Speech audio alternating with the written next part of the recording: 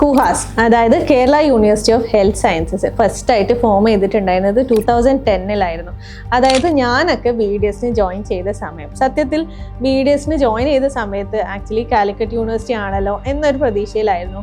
കോളേജിൽ എത്തിയ സമയത്താണ് ഇങ്ങനെ ഒരു യൂണിവേഴ്സിറ്റി മാറിയ കഥകളൊക്കെ സത്യത്തിൽ നമ്മൾ അറിയുന്നത്. കോളേജിൽ എത്തിയപ്പോഴൊന്നും പറയാൻ പറ്റില്ല. യൂണിവേഴ്സിറ്റി എക്സാം, അതായത് നമ്മളുടെ യൂണിവേഴ്സിറ്റി എക്സാം അടുക്കുന്ന സമയത്ത് അപ്പോഴേ നമ്മുടെ കോളേജിൽ നിന്നൊക്കെ വോൺ ചെയ്യുന്നുണ്ടായിരുന്നു, നിങ്ങൾ ആ ഒരു കാലിക്കറ്റ് യൂണിവേഴ്സിറ്റിയിലൊക്കെ പഠിച്ച പോലെ ആ ഒരു ലാഘവത്തോടെ നിൽക്കരുത്, കാരണം യൂണിവേഴ്സിറ്റി മാറാണ്, പ്രത്യേകിച്ച് ഒരു ഹെൽത്ത് യൂണിവേഴ്സിറ്റി ആവാണ്. അപ്പോൾ അതിൻ്റെതായ മാറ്റങ്ങൾ ഇതിൽ നമ്മൾ പ്രതീക്ഷിക്കണം എന്നുള്ളത്.